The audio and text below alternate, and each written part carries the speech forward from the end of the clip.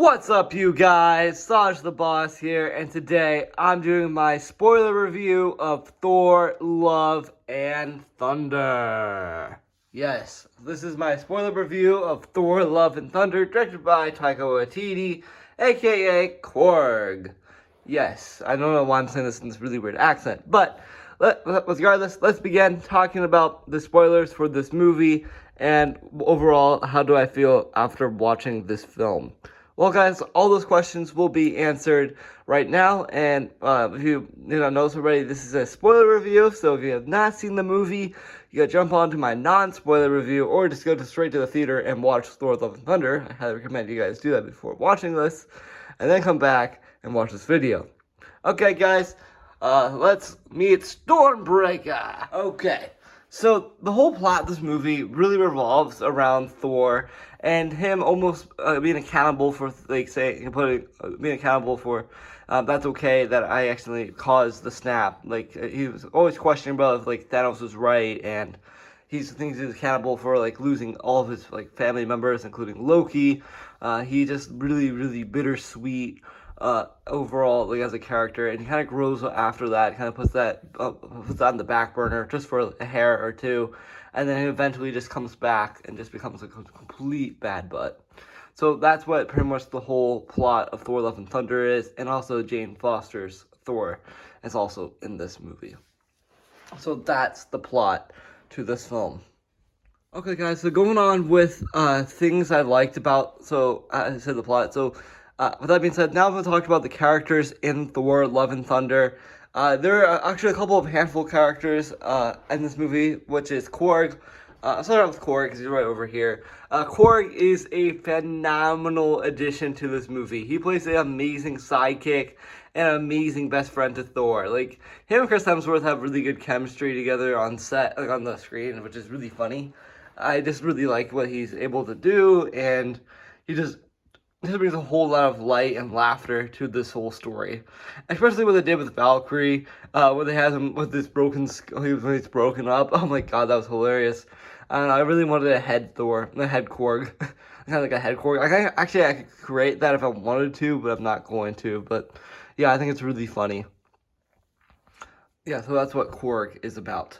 So going over Thor himself in this movie, he just really grows up in this film because he worked alongside with the Guardians of the Galaxy, and he kind of separated from that when he destroyed a town. Hold on, Sorry, I got the fix. So after he defeated with the Guardians of the Galaxy, he kind of went on his own little side quest that understanding there's a new threat heading to the community, which is Gore. And his cool character arc was really cool. It was really cool. Seeing Star-Lord, Rocket, Drax, and Mantis all back together was phenomenal. And also Groot. Teenage Groot is hilarious. He's mouthy. He's super fun. I just love Teenage Groot. So with that being said, anything I want to say about the Guardians of the Galaxy? Rocket has a really cool homage to his original costume, though, which I thought was kind of funny. Though. Which I thought was cool. Not funny, but it's cool to see that in action. Going on with our next character, we're going to talk about Valkyrie. I'm really disappointed what they did with Valkyrie, just because she really put on to the sideline. She didn't get to do too much in this movie. It just made me really disappointed to see what they're able to do with her, because all she was is she's the king of Asgard, and she gets to rule Asgard, but also she doesn't get to kick butt like she normally does, and she kind of she was there, but she was not there in the action at times. She just was she's a really side character, not the greatest side character, Yes, so that's what Valkyrie is. And going on with another character in this movie, Jane Foster's Thor. Holy cow, that's another chef's kiss moment right there. Yeah, it's a chef's kiss. I did it last night in my other video, but she was spectacular, straight out of the comics, looking bad butt as usual, kicking butt. Jane Foster, Natalie Portman, steals the show in this movie. She's the one highlight in this movie for me. She was amazing, a great actor. Yeah, they really put a lot of spotlight on her. Going over another character you not know in this movie, Odin. Yeah, I think Odin's not worthy anymore. Sorry, Odin. You're not worthy. But, going to another character that is worthy in this movie is none other than the one and only Gore, the God Butcher. Yes, Gore the God Butcher. I didn't say too much in my last video about Gore the God Butcher, not Bod Butcher. We played by Christian Bale, aka the best Batman to live on the big screen. This character, Gore, was portrayed to justice. Yes, a lot of critics were saying this movie rushed his origin story. They do not. They really translated it really well from the comics. They did it really well, and they kind of made a joke. Kind of make it jokingly at times, where they added these weird characters in, which is kind of odd. But the overall arc of Gore getting the Nitro Sword was spectacular. When he got wielded of that, he destroyed his first god, and that's how he became the God Butcher. That's kind of the whole premise of his side arc. And he's probably the best villain since Thanos. I gotta say this, he's like the best villain since Thanos, in my opinion, just because how creepy and how like disturbing this character can get. Even though at first I thought he looked like Voldemort. Yeah, not like Darth Maul kind of, but like he sort of looked like Darth Maul mixed with Voldemort, but it looks like Voldemort. It looks like Moldy Wart himself. But Christian Bale portrayed this thing to a T. Like, he was spectacular as the God Butcher himself. Like, I don't know. He was a great addition. There's only, I can go with my gripes a little bit later, but there's only a couple things I didn't like what they portrayed with the character. Like, you know, it made him almost too soft at times and almost, like, too sweet.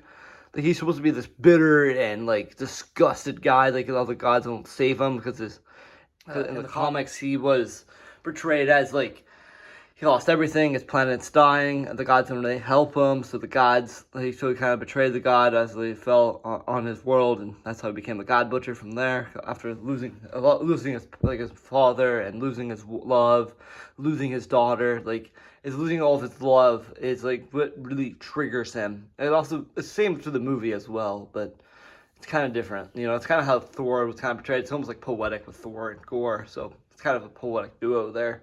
Sorry for being a little too dead. Okay, so with all the characters being said, now I can actually talk about some of my actual likes about this movie. Well, guys, there's so much I love about Thor, Love, and Thunder. Yes, I got Odin, the All-Father. Odin's son. Yes, so much I love about this film. There's like so much I actually really enjoyed about who these characters are and where they come from. Things I really enjoyed about things is like the whole premise of like the poetic duo of like Gore and Thor coming together, but I really like the revival story that he gave to Thor. Like, I thought it was really fun. They did it really funny. They did it with a lot of jokes. They did it with a lot of humor. Like Korg is like a great narrator. He's just hilarious to actually see him again. I just love Korg. One of my favorite Marvel characters, and yeah, the whole narration thing was awesome. The Jane Foster like story arc with her cancer and how she became worthy by visiting New Asgard and getting Mjolnir, it was really cool. That was a really cool moment right there. I just love it. That's been one of my favorite moments. I gotta say, some of the fight scenes had me like my mouth open, like kind of commentating over it. I'm like, whoa, yeah, that's gonna hit hard. And some of that stuff does hit hard. Yeah, hits hard a whole lot. You know, it hits the whole like battle thing with the whole Gore battle. Oh my gosh, yeah, the whole Shadow Realm thing was so sick. I don't know, the whole fight sequences in general, man, were insanity. That was insanity, guys. Okay, so those are most of the things I like, but another thing I like too is the callbacks to different things.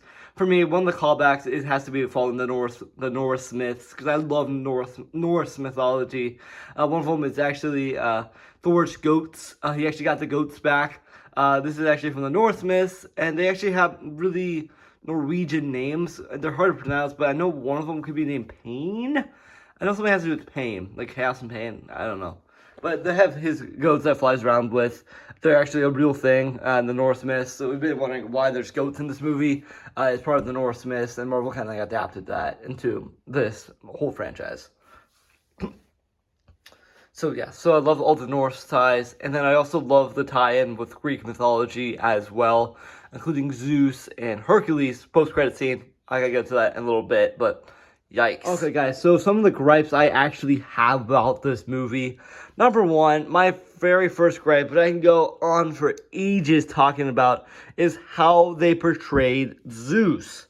You know, like, Zeus is supposed to be the all-father of Greek mythology. Gotta fix Better Ray Bill. You know that Odin has to be like the all father of like everything. Like that's like what Zeus was supposed to be. He's supposed to be the creator of the world. He's supposed to be the creator of all the Greek myths. Like the way they portrayed Zeus was terrible.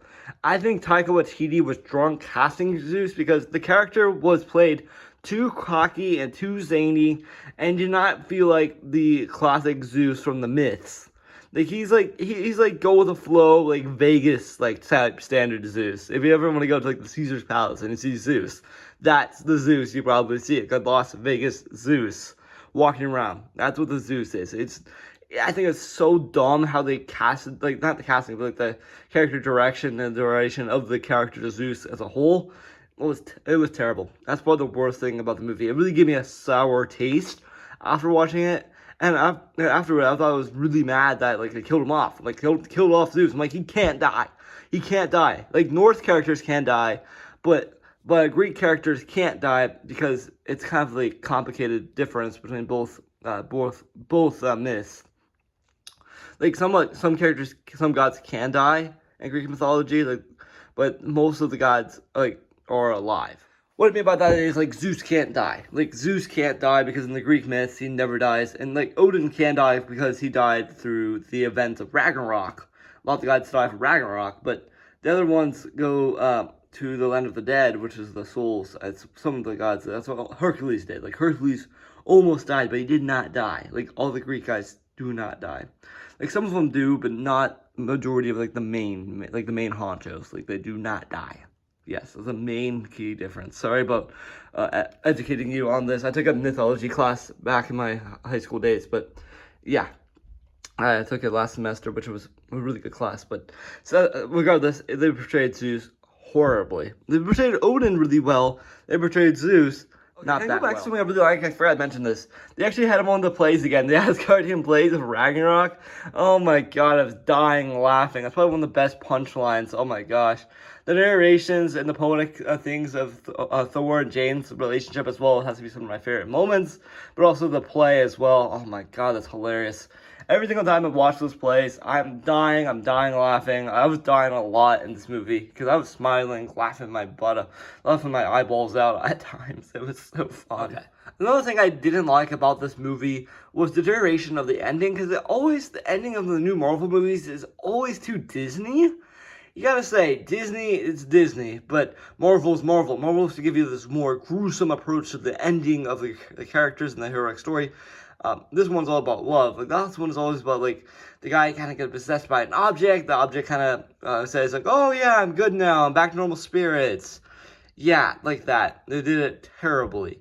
They did that terribly. I just don't know why. But the ending was fine what they did with it. I really enjoyed what's going to be next with the ending of the post-credit scene, but no, it was weird because they resurrected Gore's long-lost daughter after he dies, and Jane goes to Valhalla, and she's going to become a Valkyrie just like the comics. I'm hoping, fingers crossed, that's actually true. Please tell me she's going to Valhalla and become an actual Valkyrie, because she got to be a Valkyrie. So I can say about that. I'm talking about post-credit stuff in a little bit, but that is my only other gripe. It felt too Disney. This feels like too Disney, and the whole movie is so much fun, so zany at times. Okay, those are all of my gripes I have with this movie. So, anything else I'd like to say about anything I like? Well, not really, because I covered it already.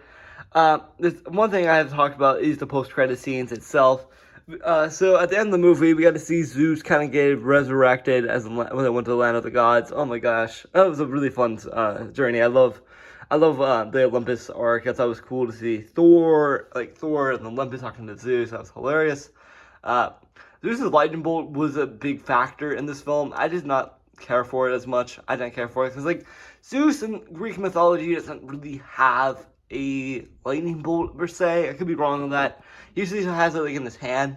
Like, it is not like this plastic Marvel Legends accessory. It looks like they're playing around with Marvel Legends accessories on the screen. I'm like, what the heck? Like, Hasbro sent you this like life-size version of a Marvel Legends accessory. I'm like, okay, that's odd. That's really odd.